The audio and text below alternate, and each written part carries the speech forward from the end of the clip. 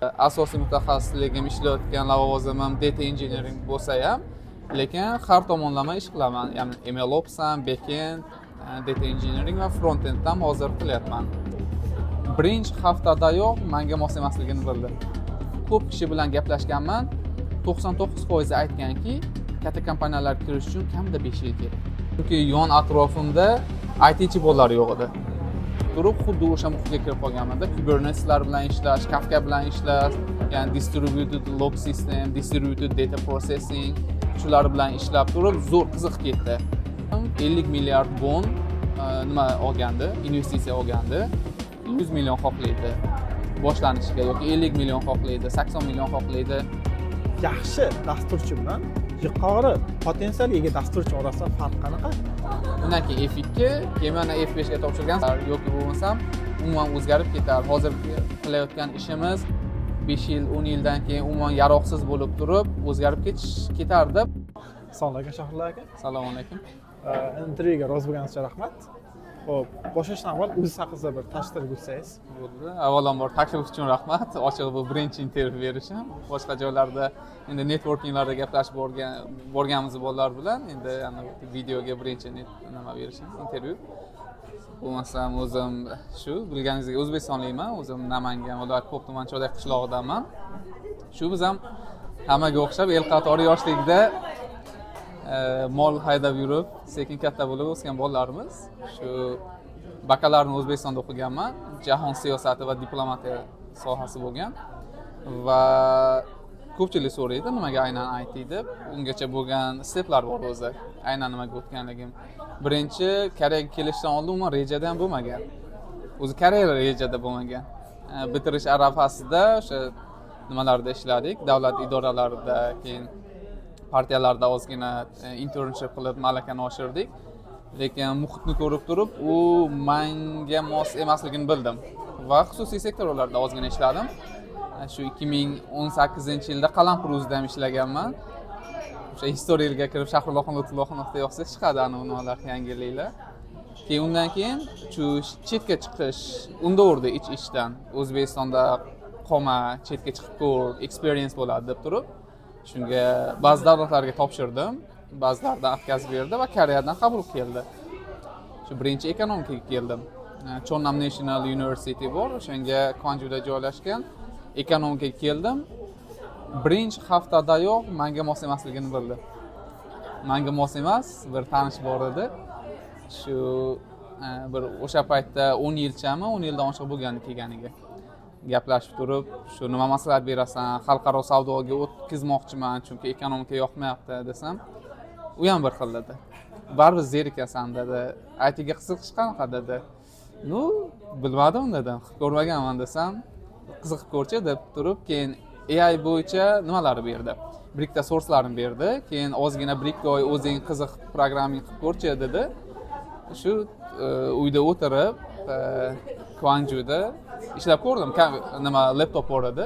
Ozgina Python qilib ko'rsam, yaxshi narsa ekan, yoqib qoldi, ayniqsa AI. Bitta kitob ko'rib qolgan o'sha paytda kutubxonada AI for Dummies. Adashmasam IBM tomonidan ishlab chiqargan, publish qilinganmidi. Shundan keyin boshlandi. ITga qiziqish, self study, keyin o'qishlarga topshirish boshladim. Shu 5-6 ta Koreyadagi universitetlarga magistrga topshirdim, yana qaytadan o'qishni. Keyin Pusan National University qabul qildi. Shundan keyin IT yo'limiz boshlanib ketdi. 2 yil research qildik. Aynan meni professorim endi ko'pchilik biladi, Koreyada magistrlik va PhD darajasida laboratoriyada ishlaydi. Ko'pincha ayniqsa engineering yo'nalishidagilar. IT bo'ladimi, mechanical engineeringmi yoki chemicalmi farqi yo'q. Shunda bizni laboratoriya asosan big data va AI ga asoslangan ixtisoslashgan edi. Shu bo'yicha AI ga kirib ketdik. Boshda kirganimda nimaga qiziqasan deb suhbat bo'lgandi professor bilan.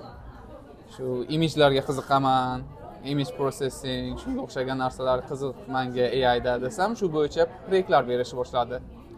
Va boshqa laboratoriyadagi bolalar bilan big data bo'yicha ham proyektlar qilganmiz va o'zim hamma research ishlarim image ga bog'langan. Keyin shu bilan bitirgandan keyin birinchi AI engineer bo'lib boshladim. Уже hozir full stack software engineer desa ham bo'ladi. Asosiy mutaxassisligim ishlayotgan lavozimim data engineering bo'lsa ham, lekin har tomonlama ish qilaman. Ya'ni MLOps ham, backend, data engineering va frontend ham hozir qilyapman. Support qilaman teamni. Hop, o'qishni bitirdingiz. O'qish bitirgandan keyin birinchingiz qanaqa bo'lgan? Ko'pchilik ana shu narsa qiziq bo'ladi. Sababi Koreyada koreyslarning o'ziga ish topish qiyin bo'lgan holatda chet ellarni ish topish undan-da qiyin bo'ladi-da, o'sha holatda. Shunday desam bo'ladi. Ayniqsa hozir, oxirgi 2 yilda shunaqa bo'lib qoldi. Endi bitirayotgan paytimda hali eng menda nima deydi? Meni o'ylashimcha progress sal sekinroq ketgan, chunki yon atrofimda ITchi bolalar yo'q edi. Ya'ni o'zbek ITchi bolalar. Busan National University'da o'qigan paytimda ham bizni departamentda faqat men edimda o'zbek bola.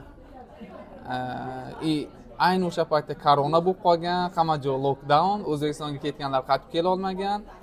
Shuning orqasidan mana meetuplar ham bo'lmasa, ayniqsa siz ham Pusanda o'qigansiz, u yerda umuman meetup degan narsani o'zi yo'q IT yo'nalishi bo'yicha chet elliklar orasida. Endi o'qishimning oxirgi semestrida ishlar topshirishni boshladim. Endi Seulda ishlayotgan bir ikkita tanishlarim bor edi, ular bilan maslahat qilib, keyin qaysi sohalarga topshirsam bo'ladi, qaysi kompaniyalarga topshirsam bo'ladi. Ayniqsa u paytda men faqat backend yoki front-end qiziqmasdi. AI bo'yicha chuqurlashishni xohlardim, chunki tajriba hali kam edi laboratoriyada. Shunga faqat AI yo'nalishiga topshirganman, ishlar nisbatan kamroq edi, lekin o'sha paytda Seuldan 3-4 ta taklif bo'lgandi va Pusanning o'zidan 2 ta taklif chiqqandi. Endi Pusanning ob-havosi yoqqanligi va o'sha paytda ayni Kvangalida yashardim. O'sha nimani dengiz yoqqanligi sababli o'sha yerda qolishga qaror qildim. Va ikkinchi offerim tanladim. U ham Centrum City'da joylashgan KTT degan kompaniya edi. Shu tease detection, disease detection bo'yicha shug'ullanardi. Shuna qilib karyera boshlanib ketgan. Meni o'ylashimcha, to'g'ri bir o'sha paytda bir 30 ta 40 ta intervyulardan o'tganman. Umumiy hisobga olganda qiyin deb hisoblamayman agar bilim bo'lsa. To'g'ri, koreyslarga ham qiyin bo'lishi mumkin. Biz chet ellik sifatida 2 barobar ko'proq harakat qilishimiz kerak edi. Chunki ayniqsa o'sha paytda meni koreys tilim ham unchalik yaxshi emasdi. Endi hozir ham zo'r deya olmayman, lekin unga qaraganda yaxshiroq. Birinchi o'rinda til muammosi va uni yengib o'tish uchun siz haqiqatan skilllaringiz bo'lishi kerak isbotlash uchun. Unda hozirgi talabalarga qanaqa tavsiya berasiz? Nima qilish kerak? ITdan o'qishni bitirib birdaniga ish topish uchun. Agar ko'proq vaqti bo'lsa, birinchi o'rinda koreys tili. Agar qisqaroq vaqti bo'lsa, skilllarni oshirish, programming skilllarini, software engineer skills. Chunki agar software engineer misol uchun talaba keldi, 2-3 kurs bitirguncha vaqt bor. Birinchi o'rinda koreys tiliga urg'u bergani yaxshi. Chunki baribir koreys kompaniyada, koreys muhitida koreys tilini bilish bir pog'ona yuqori turadi. Agar yo'q, ozginaroq vaqt qolgan yoki bo'lmasam Koreyada qolish 50-50 bo'lishi mumkin-ku, ba'zilar bitirib ketadi. Shuni hisobga olib turib, software engineering skillsni oshirgani yaxshi deb o'ylayman, fikrimcha. Demak, ingliz til yo'nalishi o'qiydimi, koreys til yo'nalishi o'qiydimi, til muhim. Til albatta muhim. Rahmat. Xo'p, birinchi ishga kirdingiz. Qanaqa bo'lgan? Vaziyatlar qanaqa bo'lgan? Endi birinchi koreys muhiti qanday moslashdingiz? Qancha vaqt ishladingiz? U kompaniyada o'zi kichkina startap edi. Kirishdan oldin bitta chet ellik bor edi xolos, hindistonlik. Kompaniya kichkina edi, bir 18 tami yoki 20 tachami ishchisi bor edi xolos. 2022-yil fevralning oxirida bitirayotgan bo'lsam, o'sha 21-yil dekabrda ishga qabul qilingandim, shartnomalar imzolangandi. Faqat vizani hisobga olgan holda apreldan boshlash kelishib oldik. Kirishdan oldin qanaqa ishlashni bilmayman, yozardim-da, o'sha hindistonlikka kontaktlarni olgandim. Ish qanaqa bo'ladi, resource paperlar bormi o'qigani, ishni yaxshi javob bermasdi. Nimaga deb qarasam, ishga kirgandan keyin qarasam, engineer pashta yo'q, bitta front-endchi bor ekan. Front-endchi emas, mobilchi o'zi. Mobilchi bor ekan, keyin u qiz AI researcher, na backend engineer bor, na AI engineer. Hammasi menga qolib ketdi. Ayniqsa o'sha paytda backenddan xabarim yo'q edi. o'zim mustaqil o'qib, o'rganib, proyektlarni tugatdim. Bergan proyektni 1 oyda tugatdim. Shundan keyin qilishga ish yo'q. Proyekt yo'q. 2-3 marta CEO bilan nima qildim? Gaplashib, CEOning zo'r tarafi Amerikada o'qib kelgandi. O'shaning uchun kompaniya muhiti ham o'shanga moslashgan. Ya'ni typical koreyskiy muhit emasdi. Hamma bir bilan bir xil munosabatda, biz tilni yaxshi bilmasak ham juda ochiq ko'ngilli ishchilar, yaxshi kelishardi. Boshliqqa aytdim CEOga, proyektlar topaylik, AI bo'yicha boshqa kompaniyalarda muammolar bo'lsa men qilib beraman. Shu proyektlarni eplab bera olaman desam ham cho'zaverdi u ham. Cho'zaverdi, qarasam career growth yo'q. Keyin Pusanni o'zidan ish qidirish boshladim. Uje bu ishga kirganimda 4-oydan boshlangan, 4-yo 5-oydan. Pusanda bilsangiz, IT ga ayniqsa AI sohasi bo'yicha unchalik ish yo'q. 1-2 hisoblaymiz. Ular ham faqat early startupda. Keyin bitta sherigim bor edi, Seulda ishlarda AI bo'yicha yuqori lavozimda. U bilan suhbatlashsam, maslahat olsam aytdiki, Seulga kel dedi. Baribir Pusanlarni qanaqaligini bilmayman-u, lekin software engineering IT yo'nalishi bo'yicha hamma ish Seulda. Career growth ham katta kompaniyalar ham o'shanga kel dedi. Shunga keyin qaror qilib 7 oy ishlaganman xolos birinchi ish joyimda. Ikkinchi ish qanaqa bo'lganda? Ikkinchi ishim Pangyoda bo'lgan. Hozir siz ishlayotgan joyda u nimalari bo'yicha dronlar bilan ishlardi. Autonomous drones. Ya'ni dronlarni avtomatlashtirib turib, AI o'zi boshqarish. O'zi shu yerda zo'r savol keladi. O'zim ham men karyeramda tez ishni almashtirganman-da. Ba'zi bir tanishlar bor, 3-4 yilda, 5 yilda, 6 yil bir almashadi. Ba'zilar tez almashtiradi. Sizni shunga shaxsiy fikringiz qanaqa? Tez almashtirib turish kerakmi yoki bir ishda ozroq turib, o'rganib, misol uchun data structure, algoritm, fundament bilimlar, sistem dizaynlarni o'rganib, keyin sakragan yaxshimi? Muhitga bog'liq. Ya'ni endi har mana kesi har xil holat, hammada har xil bo'ladi. Misol uchun ba'zilar majburlikdan shunaqa qiladi. Ba'zilarda kompaniya bankrot bo'ladi. Ehtimol bor, chunki men birinchi ishxonamdan chiqib ketganimda o'rnimga sherigim qo'yib kelgandim va 1 yilga qolmasdan u kompaniya bankrot bo'lib yopilib ketgan. Bunaqa holat bo'ladi early startuplarda Koreyada. Va bu menimcha balkim yo omadga bog'liq bo'ladi yoki bo'lmasam o'sha kishini ish boshlagan kompaniyasiga bog'liq. Misol uchun bir kishi startup bo'lsa ham kompaniyada boshladi va u startup 1-2 yilda juda kuchayib ketdi. Ya'ni mahsuloti yaxshi, bozor topdi, xaridorlarni topdi, kattalashib ketdi. Bu holatda kompaniyada qolgani yaxshi. Ya'ni 4-5 yil qolsa, kompaniya bilan birga o'sib turib, har xil muammolarni birga yechadi va kompaniyani qanaqa katta bo'lishini o'zi kuzatadi va u juda katta tajriba deb hisoblayman. Lekin meni o'z holatimda almashtirganimning asosiy sababi kompaniya bir xil holatda turgan. Men ulardan so'rardim, yangi proyektlar bormi, qanaqa challenge'lar bor. Chunki ayniqsa birinchi va ikkinchi kompaniyamda AI bo'yicha ishlaganman. AI bo'yicha hali ham nima deydi, bozorda nima desam bo'ladi, talab bor, lekin unga yarasha qanaqa taklif bilan chiqyapti. CEOni o'zlari bilmaydi-da. Ularda g'oya bor, lekin uni amalga oshirish.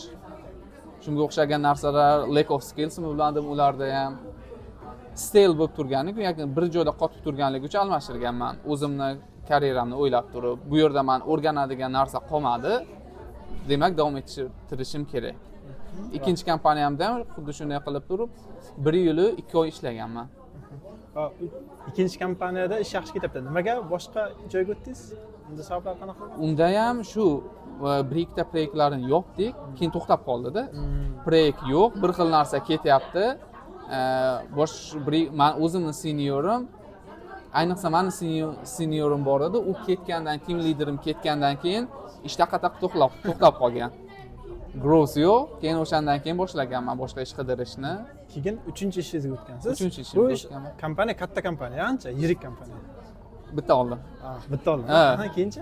U ham startup edi. Unda yaxshi edi ish. Kirganimda yaxshi edi. chunki kirgan paytimda necha edi? 50 ok bo'ladim, 50 milliard won nima olgandi, investitsiya olgandi va yaxshi ketdi. 6 oymi yoki 8 oymi zo'r ishladik. Ba'zan kechasi bilan ishladik. O'zimga yoqardi. Ani burnout boshqa narsa emas, ani featurelari o'zimga qiziq bo'lganligi uchun. Ya'ni kichkina startup bo'lsa ham biz nimalarni o'zim o'rganib turganim. Ikkinchi ishxonamda distributed systemslarni o'rganib turib, xuddi o'sha muhitga kirib qolganman-da. Kuberneteslar bilan ishlash, Kafka bilan ishlash, ya'ni distributed log system, distributed data processing shular bilan ishlab turib, zo'r qiziq ketdi. Mahsulotni yopganimizdan keyingi yilga yangi proyekt ola olmadi. Yangi proyektlar ola olmadi. Keyin o'zim team leader bilan gaplashdim. Team leader bilan maslahatlashib, boshqa qilib gaplashdim. Keyin timimda bitta zo'r kari sherigim bor. Hali ham zo'r aloqadamiz. Ana kuni ham kelib ketdi mahallaga ko'rishib, boshqa qilib. U bilan ham maslahat qilib, boshqa qilib ketish kerakligimni bildim. Chunki proyekt oldinga hali yo'q va u yerda bittaman chet ellik edim. Team leaderim bilan ham maslahatlashdim. Nima maslahat berasan, shunaqa desam, endi optionlarni ko'rgin dedi. Vaziyatga qaradi, baho bergin dedi. Keyin bir ikkita kompaniyalarga topshirdim, bir 4 tam taklif keldi. Bittasi hozirgi ishlayotganim katta kompaniya. Xalqaro kompaniya, amerikanskiy. Team leaderimga aytdim, shunaqa nima maslahat berasan desam, muhit qanaqa ekan o'tda dedi. Shu international ingliz muhit ekan.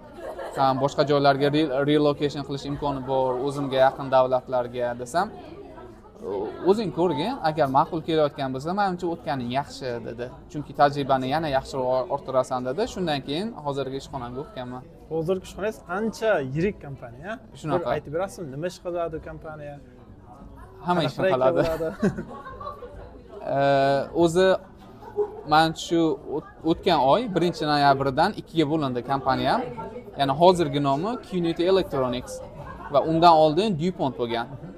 DuPont bo'lgan u kompaniya 1800 nechinchi yilda tashkil topganda, juda eski kompaniyalardan, amerikansk kompaniya, fransuz odam. Unicornlarmi? Unicorn emas, nima corporate. Corporate.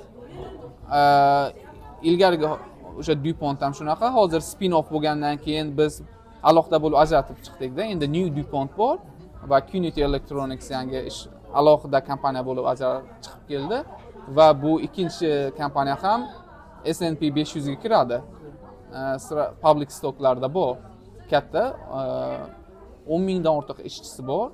Eng asosiy mahsulotlari birinchi o'rinda semiconductors ishlab chiqaradi va nima OLED device deyiladi. Hozir ko'rgan bo'lsangiz, kompyuterlar ham, televizorlar ham, telefonlar ham OLED device'larga o'tgan. Xuddi o'sha narsani bizning ishxona ishlab chiqaradi.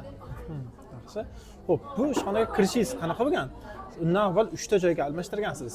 O'sha ishni tez almashtirganingiz ishga kirishingizga ta'sir qilganmi? Bu birinchi savol. Ikkinchi savol, oylik, salary expectation degan narsa. Men ishga sakraganimda oyligim ko'tarilishi kerakmi? Ko'tarilishi shartmi? Ko'tarilsa qancha ko'tarilishi kerak yoki o'z holigacha qolishi kerakmi? Xo'p, birinchi savolga tayyorlanishlar, o'sha katta kompaniyaga kirish hozir bilishim bo'yicha anchagina yirik kompaniyada bu. Shunday. Ya'ni Amerikadagi eng yirik 500 ta kompaniya. Ya'ni hozir nimasi valuasi ham aniq esimda yo'g'i, billion dollarlik, ya'ni milliard dollarlik kompaniyalardan. Bir qarab ko'rgan 18 dan oshig'ida, o'sha 16-18 atrofida edi. Ha, shunaqa. Kirish jarayoni qanaqa bo'lgan? O'zi katta SAP 500 kompaniyalarga 4-5 bosqichda intervyu bo'ladi. Siz o'sha startapda kirib, katta yer sakrayapsiz. O'sha sakrash bosqichida qanaqa bo'lgan? Shunday.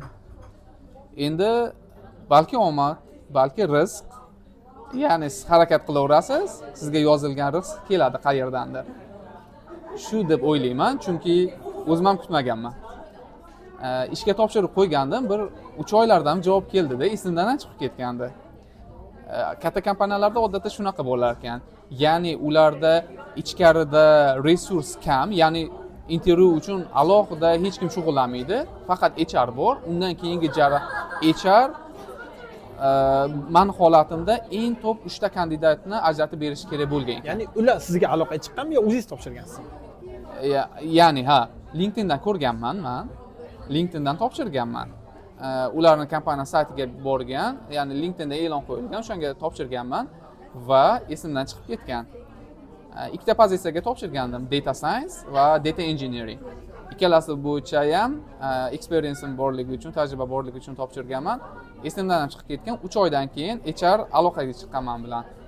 Birinchi emailda so'ragan, bizga ikkala pozitsiyaga topshirgan ekansiz. Rezyumini ko'rib turib, ikkalasiga ham to'g'ri kelar ekansiz. Agar imkoni bo'lsa, bir yarim soatlik phone call qilsam bo'ladimi dedi. Bo'ladi dedim. Keyin phone call qildi, gaplashib oldik. Qaysi biri menga ko'proq ma'qul kelishi, nimani xohlayotganligimni so'rab turib, keyin data engineering pozitsiyasiga intervyu qilishni maslahat berdi o'zi ham va o'zim ham o'shani xohladim.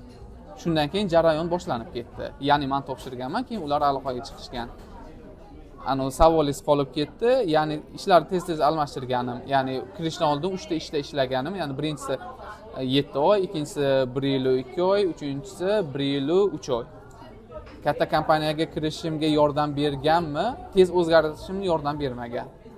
Lekin startapda ishlaganim yordam bergan. Boshida yetmaganda, lekin men shu dekabr oyining boshida menejerim bilan katta korporatsiyalarda nima bo'ladi? Year end summary bo'ladi. One-on-one gaplashasiz, birma-bir. O'shanda aytdi, san startup muhitda bo'lganliging va turli xil, ya'ni startupda bilsangiz, tek-steklar bilan ishlaysiz, juda ko'p. Almashaveradi, har xilini test qilasiz. Shu narsasi ma'qul kelib turib, meni qabul qilgan ekan. Ya'ni ko'p nimalar bilan, mahsulotlar bilan tajribam borligi. Shu narsa yordam bergan. Keyin unaqa salary expectation. Men 100 so'm olib turganman. Keyingi ishga o'tsam shu 200 so'm bo'lishi kerakmi yo'qmi? Shu savolga javob ber. Sal boshqacharoq javob beraman bunga. Endi bu ham shaxsiy fikr. O'zgarishi kerak bo'lishi mumkin. Bitta narsani so'rash kerak-da odamda. Men misol uchun siz so'rayotganda o'zingizda xohishingiz salary bo'ladi. Misol uchun ba'zilar bor, 100 million xohlaydi boshlanishiga yoki 50 million xohlaydi, 80 million xohlaydi. Bir narsani tushunishimiz kerak, bu narsaga biz arziymizmi? Ya'ni biz kirayotgan, misol uchun ishxonaga kiryapmiz, o'sha salaryni xohlayapmiz. Shunga yarasha value olib kira olamizmi biz? Shunga yarasha skills bormi, ya'ni tajriba bormi bizda? Agar bor bo'lsa, xohlasangiz hozirgi salaringiz 100 so'm bo'lsa, 500 so'm so'rang. Agar ularga shuncha value olib kira olsangiz, shuni hisobga olgan yaxshi deb o'ylayman. Lekin Koreyada chet elliklar uchun boshlanishida, ayniqsa top universitetlar bitirmagan bo'lsa, salaryni oz beradi. Iloji boricha koreyslardan ko'ra past berishga va ko'proq ishlashga harakat qiladi. Xuddi shunday. Reallik. Va biz majburmiz, chunki viza limitation bor. Bu jarayonda menimcha deyarli 95% hamma o'tgan. Misol uchun hozir yirik kompaniyalarda ishlayotgan tanish akalar bor.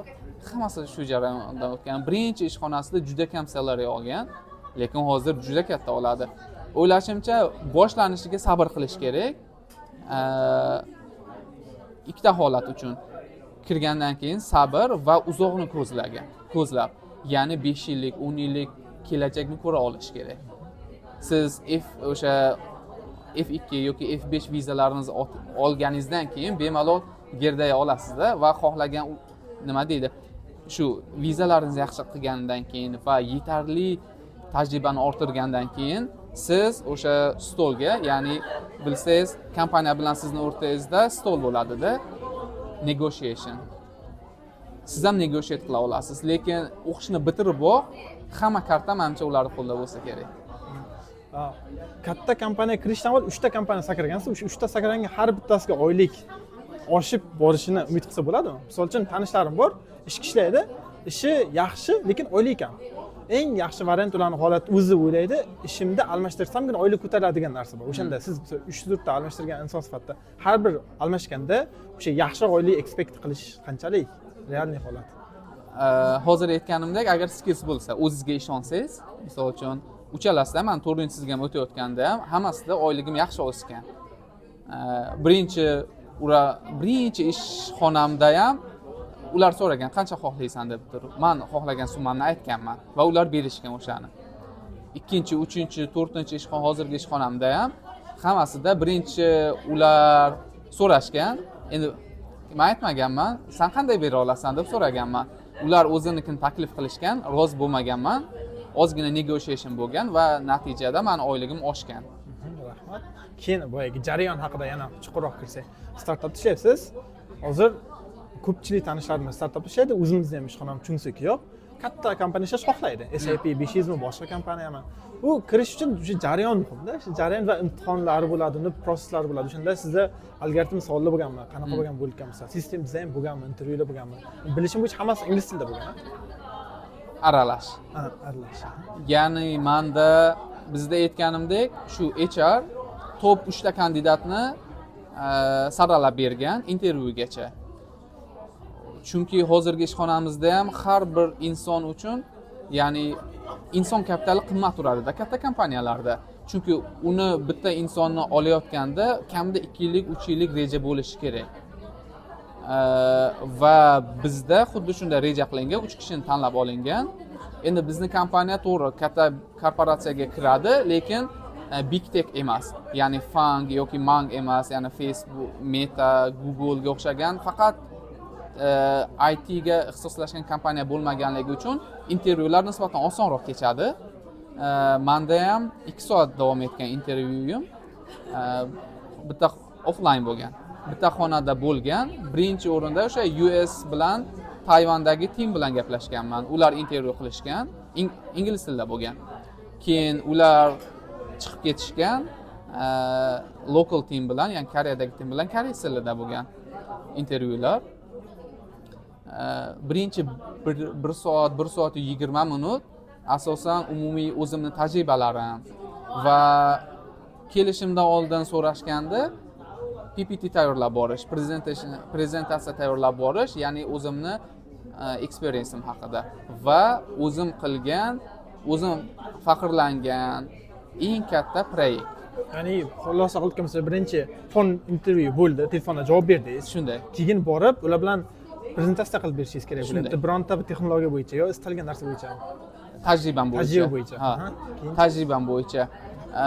Birinchi prezentatsiyani ko'rsatdim va bunda oldingi kompaniyada, 3-kompaniyamda qilgan distributed sistemlar bilan ishlagan juda murakkab sistemamiz bor edi va o'zimga yoqardi va ich-ichigacha bilardim uni qanday ishlashini. Chunki o'zim qurgandim-da u narsani team liderim bilan birga. O'shani diagrammalarini ko'rsatib berdim. Hammaga ma'qul keldi va o'sha bo'yicha juda ko'p savol-javob ketdi. Ya'ni aynan nimaga shu nima deydi? Bilsangiz, IT da bitta bir ishni qilmoqchi bo'lsangiz, tanlov juda ko'p. Aynan nimaga o'shani tanlagani? Aynan nimaga MongoDB database ni tanlagani? Nimaga boshqa NoSQL database'larni emas? Yoki bo'lmasam aynan nima uchun Kafka ishlatgani, boshqalari emas. Shu bo'yicha juda texnikal savol-javob bo'ldi. Yaxshi javob berdim deb o'ylayman. Va undan keyin 40 minut davomida algoritmlardan savol-javob bo'ldi. Algoritmlar ham qanaqa bo'ldi? Endi pozitsiya ham data engineering edi, lekin umumiy front-end, back-endlarda ham tajriba so'ralgan. Ishlashim rezyumeda ham yozib qo'yilgandi. Data engineer bo'lganligi uchun birinchi lead codedan savollar bo'ldi. Easy bilan medium orasida. Adashmasam bitta easy, ikkita medium tushgandi. Ularni yechib berdim va o'sha space bilan time complexity'larni hammasini yaxshi tushuntirib berdim. Keyin undan keyin asosiy meni ishlaydigan stackim Pandas framework bor, datalar bilan ishlash uchun nimada, Pythonda. U bo'yicha texnikal savollar bo'ldi va MongoDB bo'yicha ham texnikal savollar bo'ldi. Ya'ni algoritmik desak ham bo'ladi. Ya'ni so'ralgan kod yozib berishim kerak edi va ularga ham to'g'ri javob berdim. Shunday bo'ldi jarayon. Rahmat. Aynan o'sha big tech bo'ladimi yoki korporatsiyaga kirmoqchi bo'lganlar uchun roadmap tuzib bera olasizmi? Buni o'rgan, buni o'rgan, keyin C'ga borsang, keyin D'ga borsan, iloji bo'lsa resurslar bilan o'zingiz qanaqa tayyorlangansiz shu vaziyatda? Ha, bo'sh vaqt qoldi degunimcha, asosan lead code ishlardim, lekin chuqur kirib ketmaganman lead codelarga va o'zimni zo'r deb o'ylamayman hali ham. Bo'sh vaqtlar bo'lganda lead code ishlardim, asosan sistem dizayn kitoblarini o'qirdim yoki bo'lmasam kichkina o'sha distributed sistemlarni o'zim yaratardim. Roadmapga keladigan bo'lsak, katta kompaniyalar uchun birinchi o'rinda sizni nima qila olishingiz muhimda, ya'ni ularga value bera olasizmi? Biror muammo bo'lsa, ularni yecha olasizmi? Bu birinchi o'rindagi muammo, ya'ni birinchi o'rindagi kerak bo'ladigan tajriba. Xuddi shu narsani qila olsangiz, menimcha big tech kompaniyalar uchun valuable inson bo'lasizda. Ikkinchi o'rinda muloqot qilish tajribasi. Ya'ni siz boshqa inson bilan, ya'ni albatta ayniqsa katta korporatsiyalarda siz faqatgina o'zingiz ishlamaysizda.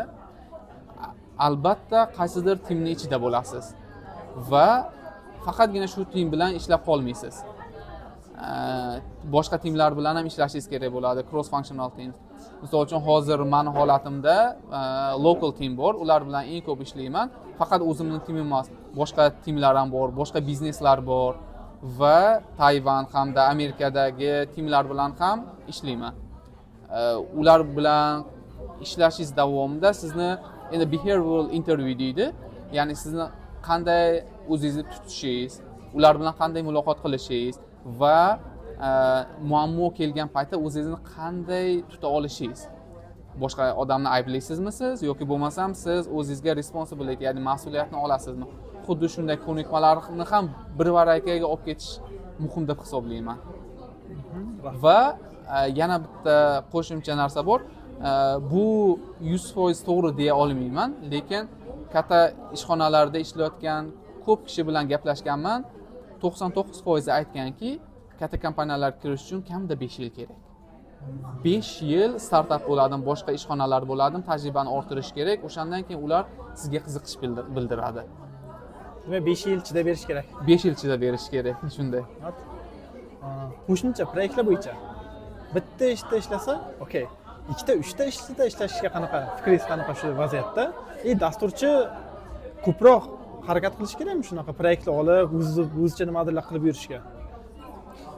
Agar muvaffaqiyatga erishaman desa, ha. Chunki ayniqsa hozirgi zamonda dasturchilar juda ko'payib ketgan va ayniqsa LLMlardan keyin dasturchilar ko'payib ketdi va qanaqa dasturchilar?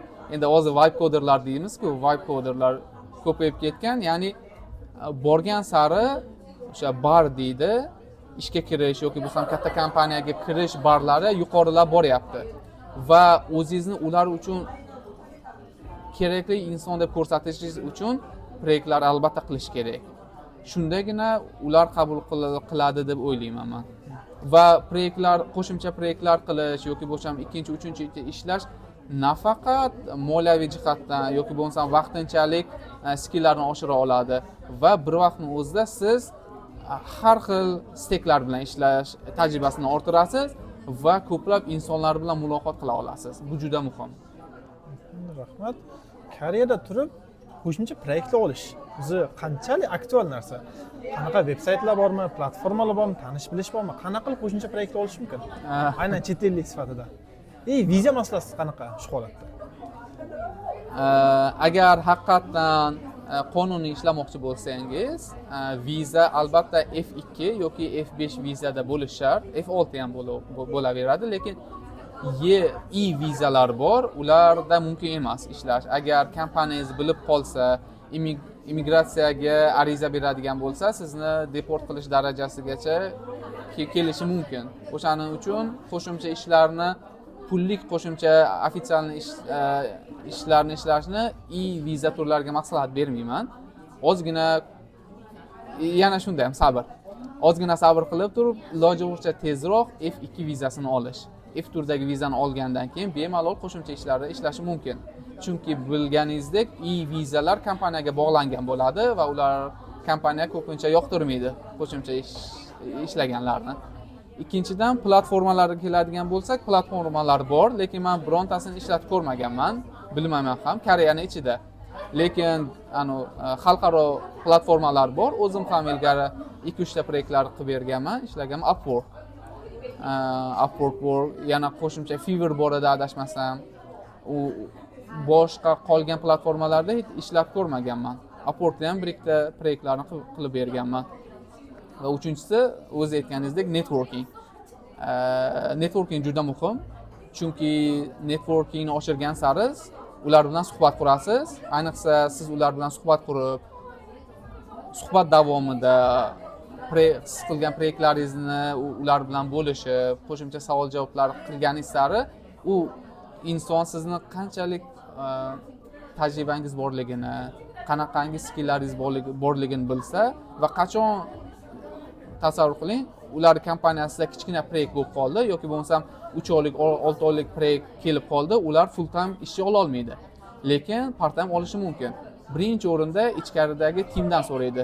Tanishlaring bormi shu bo'yicha? Va o'sha vaziyatda networking juda muhim.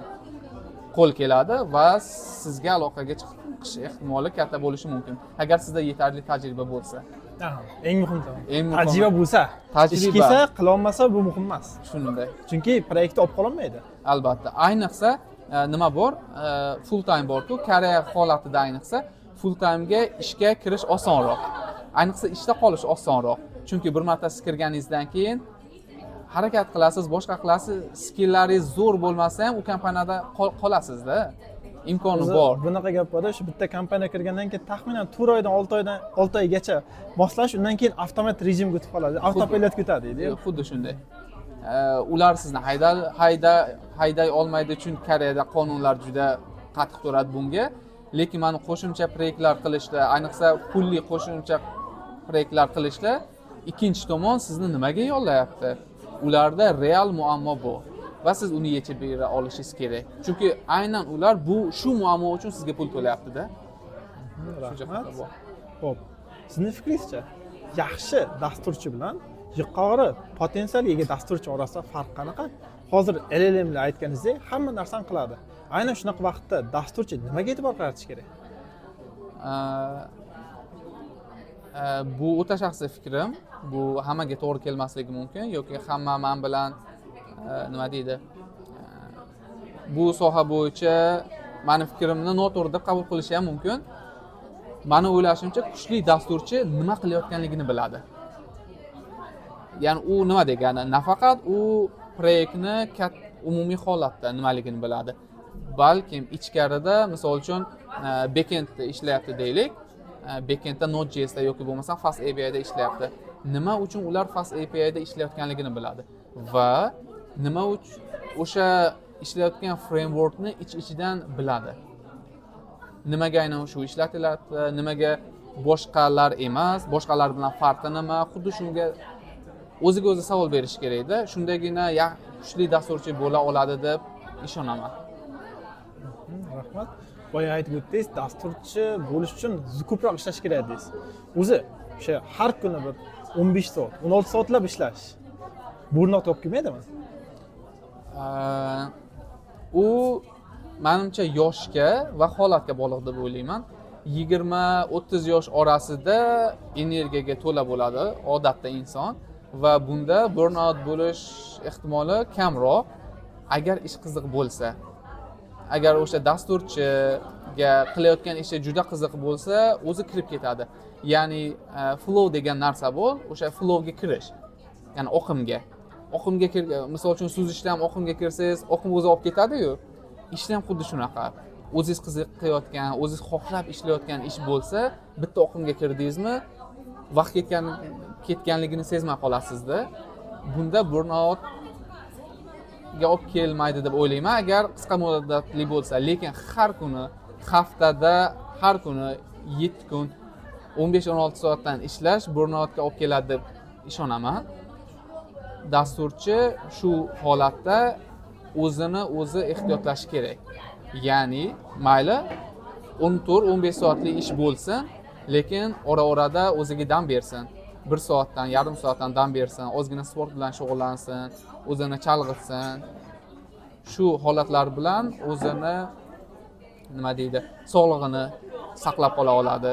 Misol uchun menda ham bo'lgan, odatda erta turuvchi insonman va kompaniyaga ham har doim soat 7 da boraman-da. Bundan oldingi hozirgi kompaniyamda-ku work life balance juda yaxshi. 8 soatdan ko'p ishlamaymiz. lekin bundan oldingi ishxonada har doim emas, ba'zi kunlari soat 7 da borardim. Kechqurun soat 2-3 gacha ishlardikda. Ayniqsa katta productionga chiqishdan oldingi test qiladigan bo'lsak yoki bo'lmasam critical muammolar chiqib qoladigan bo'lsa, shu paytgacha ishlardik. Biron marta burn outni his qilmaganman. Ikki sabab, birinchidan o'zim xohlab ishlaganman shu paytgacha, o'sha soatgacha, 2-3 gacha va orada o'zimga dam berardim. 1 soatdan har 4 soat yoki 5 soatda o'zimga dam berardim. Yarim soat yoki 1 soatdan. Va hozirgi ishxonada ham kirgandan keyin muhitni sezdim. 5 soat ishlaysiz-ku, sizning xohishingizga qaramaydi. Yarim soat dam olishingiz shart. 8 soatdan ko'p ishlayapsizmi, kamida 1 soat dam olishi shart. Kompaniya qonuni shundayda, qoidasi. Rahmat. Boya aytdingiz, kompaniya almashtirib, risk qilgan va ko'p narsa proyekt qilib, ko'p narsa o'rgangan muhim deysiz. O'zi Koreyada chet ellik sifatida kompaniya ishlash qanaqadir qiyin-da, sababi bog'langan kompaniyaga. Endi, lekin o'sish uchun shu komfort zonadan chiqish uchun risk olish kerak. O'sha riskni qanday qilib, nima deydi, calculated risk qilish mumkin. Ya'ni nima demoqchiman? Shunaqangi risk qilsin, minusga olib ketib qolmasin. Sababi 7 da turib ishdan chiqsam 14 kun ishda boshqa kompaniyaga o'tish kerak bo'ladi. Joyni almashtirish kerak bo'ladi. Viza tomonlama, joy tomonlama. Yangi qaratgan kompaniya toxic culture bo'lishi mumkin. Shunday. Ko'p program boshlash mumkin, odamlar bo'lishi mumkin, bilmagan istaklar bo'lishi mumkin. O'shani qanaqa qilib tezroq boshlash mumkin? Shu vaziyat. Hop, ya u moslashishdan oldin birinchi o'rinda kompaniyaga kirishdan oldin u kompaniyani ozgina izlanish qilib turib, qanday kompaniya ekanligi va u kompaniyada muhit qanday ekanligini bilgan yaxshi. Hozirgi vaziyatda menimcha zamonda imkon bor. Chunki Koreyani o'zida ham 2-3 ta platformalar bor. Ya'ni kirib turib, kompaniyani muhit qanaqaligini bilsangiz bo'ladi. Chunki eski ishchilari kommentlar yozgan bo'ladi u kompaniyaga. Muhit toksikmi yoki yo'qmi? Bu birinchisi. Ikkinchidan, intervyu qilayotganligingizda o'zingiz ko'proq so'rab olishingiz kerak, muhit qanaqa. Shu ikkalasini amal qilsangiz, menimcha toksik muhitga kirish ehtimolligi juda pasayadi, lekin ehtimolligi bor baribir. Keyin narigi savolingiz, bir ishxonadan risk olish paytida, ya'ni boshqa ishxonaga o'tish paytida, ayniqsa vizalarda juda muhim. Men ham birinchi, ikkinchi ishimni o'zgartirayotganimda vizam edi. Va o'sha bilsangiz, letter of release ni olish kerak immigratsiya uchun. Olishda muammo bo'lmagan. Ijik hisobida? Ha. Shunaqa. Uni menda muammo bo'lmagan olish, chunki ikkala kompaniyada ham hozirgi 4 ta ishxonada ham hammasi bilan, boshliqlari bilan juda munosabatim yaxshi-da. Ya'ni siz kompaniyaga kirishingiz bilanoq o'zingizni yaxshi xulq-atvoringizni ko'rsatishingiz kerak. Birinchida jerk bo'lmaslik kerak. Ya'ni faqatgina nima deydi, biron kishiga tez qiziqib ketib turib ishchilar bilan urushsangiz yoki bo'lmasam boshliqlar bilan yoki bo'lmasam boshqa ishchilar bilan yaxshi munosabatda bo'lmasangiz, ularga ham siz yoqmaysiz va sizga yordam kerak bo'lgan paytda ular yordam bermaydi. Lekin agar siz kirishingiz bilanoq muomalangiz yaxshi bo'lsa, tim bilan yaxshi ishlasangiz va kichkina startaplar bo'lsa, CEO ni har kuni ko'rasiz. Ular bilan ham ozgina gaplashishga harakat qiling. Kechagi kun qanday bo'ldi, kuning qanday bo'ldi, ya'ni uni hayoti bilan ozgina qiziqing va u ham sizga qiziqish bildiradi. Va ketayotganligingizda siz aniq sabablarni ko'rsatsangiz, ya'ni men uchun career growth muhim, bu yerda ko'ra olmayapman yoki bo'lmasam ketish sabablarini yaxshi isbotlab berib, u bilan gaplashib so'rasangiz, menimcha muammo bo'lmaydi. Rahmat. Hozir viza haqida aytib o'tdingiz. O'zi aynan dasturchi sifatida karyerani rivojlantirish uchun viza qanchalik muhim? Davom ettirasiz. Karyerani rivojlantirish uchun viza. Endi viza o'zi birinchi navbatda nima uchun kerak degan savolga kelsak, biz shu davlat qolish uchun viza kerak. Va qanday viza uzoq muddatli qolishga eng yaxshi variant? Misol uchun hozir Koreya holatidan F5 viza deydi, ya'ni permanent residence deydi.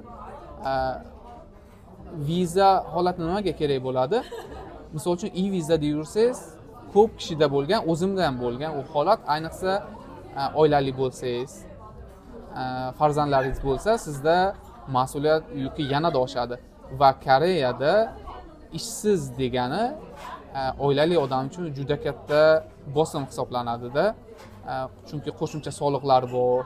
Ishingiz bo'lmasa, sug'urta ham ayriladi, sog'liq sug'urtasi ayriladi va har bir kishi uchun alohida to'lash kerak. Shunga o'xshagan muammolar ko'payib ketadi. E-vizadagilar uchun bosim juda katta va har doim xavotirda tushadi. Ishxona meni haydamasmikan degan xavotir bo'ladi. Lekin yaxshi yoki bo'lmasam, ikkinchi xavotir, yaxshiroq ish topsam, kompaniya qo'yib yubormasa-chi degan xavotir odamning ichida bo'ladi va bu bosim har doim. Shuni hisobga olib turib, yaxshiroq F2 yoki bo'lmasam F5 vizalarga olgandan keyin inson nisbatan bemalol ishlay oladi va o'zini diqqatini qilayotgan ishiga baxshida qila oladi. O'shani hisobga olgan holda viza muhim deb hisoblayman. Yo'q, bu savolda sizdan so'raganimning sababi, siz F5 gacha, D2 dan boshlab F5 gacha kelgan sanoqli insonlardan birisizda. Chunki ko'pchilik tanishlar oxirigacha bormaydi. O'zbekistonga ketib qolishi mumkin, o'zi bilgan va bilmagan holatda yo boshqa yo'nalish bo'lishi mumkin, nimadir bo'lishi bilmaydi. O'shanga F5 gacha yo'lingiz sizda qanaqa bo'lgan va ora-orada maslahatlar bormi? Misol uchun Y7 ga tez o'tish kerakmi? F2 ga qanaqa bo'lish kerak? Nimaga e'tibor berish kerak? Bu holat menda har bittasi qadama-qadam bo'lgan. Ya'ni birinchi D2, D2 dan birinchi Y3 ga o'tganman. Ya'ni Y3 bilan Y7 deyarli bir xil. Y3 dan keyin ozgina muddat 2-3 oy Y7 da yurganman. Chunki u bitta kompaniya Y3 ni support qilib bera olmasdi. Undan keyin F2, keyin mana F5 ga topshirgansiz, hali chiqmaganman-da. Hali ham jarayonda turibdi. Endi bilmadim, balki rejection olarman, balki acceptance, hali bilmaymiz. Boshida menga hech kim maslahat bermagan. Shuni hisobiga men o'ylashimcha men sal sekinroq yetib keldim va hozir siz aytganingizdek ko'p kishi F5 ola olmaydi, chunki ularda maslahat beradigan odam bo'lmagan va ular jarayonni yaxshi tushunmagan deb hisoblayman. Chunki bilsangiz, F5 olish uchun KIIP dasturi bor, uni 5 ta bosqichini bitirish kerak. Misol uchun dasturchi ishga kirdi, ko'pincha 85-90% holatlarda ayni o'qishni bitirib ishga kirish jarayonida biz o'zbeklar uylanamiz. Oilali bo'lamiz va oilali bo'lgandan keyin albatta ham bizda full time ishimiz bor, oila bor. Oilaga ham vaqt ajratish kerak. Keyin eplab F2 ga o'ta olamiz. F2 dan F5 ga o'tganda eng katta muammo bizda KIP ni yo'qligi, ya'ni o'sha sertifikatning yo'qligi. Chunki bizda vaqt yo'q o'qishga. Shu deb hisoblayman. Meni holatimda bo'lsa, eplab turib olganmiz KIP 5 ni va shu bilan F5 ga topshirganman. Rahmat. Unda hozir asosiy talablari KIP, bir GNA sudib, shunday. Ya'ni soliqlar to'lagan miqdori, asosiy talablari shu ikkalasi bo'lyapti.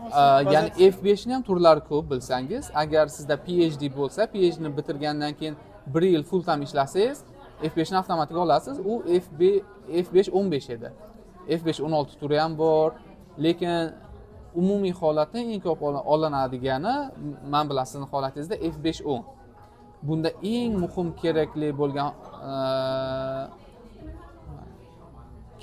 bo'lgan narsalar siz aytganingizdek KIP hammasini bitirgan bo'lish kerak darajalarni, GNI 1 va hozir esga keladigan bo'lsa, umumiy hujjatlardan tashqari siz 3 yil davomida ishlayotgan bo'lishingiz shart. Ya'ni o'qishni bitirib, ishni boshlagan vaqtingizda 3 yil bo'lgan bo'lishi shart va shu 3 yil ichida 3 oy davomida ishsiz bo'lmasligingiz kerak. Ya'ni misol uchun siz bitta ishdan chiqdingiz, ikkinchi ishga o'tguncha 3 oydan ko'p vaqt o'tdi. Bu bo'lmaydi bunday vaziyatda. Rahmat. Viza bo'yicha masalalar doim almashilib boradi, yangilab boradi. Asosiy ma'lumotlar o'sha 1345 orqali ma'lumot telefon qilsa, menimcha to'liqroq ma'lumot olishadi. Shunday, har doim shunday qilgan yaxshi, chunki hozir men aytayotgan narsa 1 yildan keyin ishlamay qolishi mumkin. Rahmat.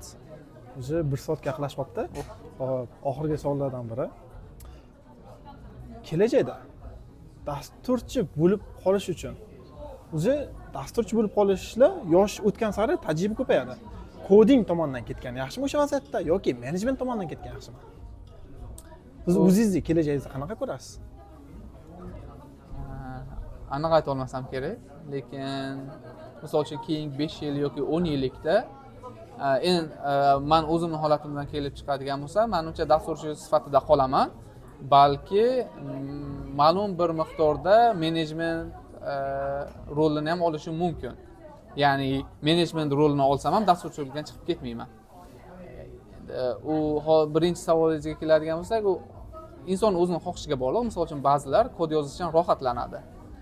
Ularga yoqadi kod yozish. Misol uchun ba'zida har doim emas, ba'zida menga ham kelib qoladi. Hech narsa qilmayotgan bo'lsam ham kod yozgim keladi. Bitta olamani bironta side projectlar qilaman. O'sha GitHub portfoliomga kirib ko'rsangiz, tugallanmagan proyektlar tiqilayotibdi-da. Kelib qolganda qilaman, keyin vaqtim bo'lmay qoladi, shu bilan esdan chiqib ketadi, qolib ketadi. Shunaqa odamlar bor. Ba'zi odamlar faqatgina kod yozib, proyektlarni qilgisi keladi. Ular oxirigacha shu koder bo'lib, dasturchi bo'lib ketishadi. Ba'zilarga bo'ladigan bo'lsa, koding unchalik qiziq emas, ularga boshqaruvga qiziqadi. Ya'ni bironta team yoki bo'lmasam proyektlarni boshqarishda ular qiziqish bor. Unaqa odamlar ma'lum tajribani olgandan keyin menejer yo'nalishiga ketishadi. Ba'zi bir insonlar bor, ular menimcha majbur bo'lishadi. Ya'ni tajriba ortgan sari senior bo'ladi. Seniordan keyin misol uchun ular timida 5 ta senior bor, kimdir ular boshqarish kerak.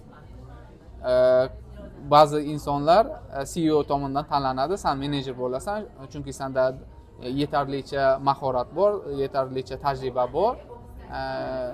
Shunga sen menejer lavozimini tanlab ketavergan deb turib, majburlikdan tanishadi ba'zilar. Shunday holat ham bor. Rahmat. Oxirgi savolim. LLMlar rivojlanayotgan mahali. Bizani kuzatib turayotgan insonlarga, dasturchi bo'lsin, xoh tajribali bo'lsin, xoh endi dasturchi bo'lmoqchi bo'layotgan talabalar bo'lsin, nima tavsiya berasiz? Nimalar qilishdan? Ya'ni ko'p kishida qo'rquv bor hozir. Boshida o'zimda ham ozgina bo'lgandi. ChatGPT yangi chiqqanda balkim dasturchilar yo'qolib ketar yoki bo'lmasam umuman o'zgarib ketar. Hozir qilayotgan ishimiz 5 yil, 10 yildan keyin umuman yaroqsiz bo'lib turib, o'zgarib ketar deb ozgina qo'rquv bo'lgan, lekin o'sha paytda ishonganmanki, mayli, LLMlar rivojlanaversin, kelajakni men bilmayman, lekin men o'zimni skilllarimni oshira olaman. Endi boshlagan yoki bo'lmasam hozir o'zida qo'rquv bor insonlarga bitta maslahat bera olaman. Dasturchilar yo'qolib ketmaydi. Dasturchi roli o'zgarib ketishi mumkin 5-10 yildan keyin. Lekin endi butun dunyoda bir xil holat-ku, o'shani hisobidan eng muhim bo'lgan skilllarni oshirib borishni tavsiya beraman. Birinchi o'rinda fundamental. Ya'ni o'zimda ham bo'lgan, men ham backgroundim dasturchi emas. Boshida aytib o'tganimdek, jahon siyosatini o'qiganman. Va hozirgacha fundamentallarni to'xtatib qo'ymaganman. Ya'ni o'qib boraman. O'zimning ustimda ishlab, bo'sh vaqtlarimda, ishxonada ham bo'sh vaqt bo'ldi deguncha bir ikkita kitoblarni saqlab qo'yganman. O'sha kitoblar bo'yicha ketaman yoki bo'lmasam qo'shimcha kurslar olaman. O'zimga kerak deb hisoblangan, ya'ni dasturchi bo'lish uchun eng kerak bo'ladigan fundamental bilimlar bor. O'shalarni kuchaytirib boraversa, o'sha bilimlarni egallab olsa, menimcha LLMlar ularni o'rnini egallay olmaydi. Shunda tavsiya bera olaman. Rahmat. Salomat bo'ling. Rahmat sizga.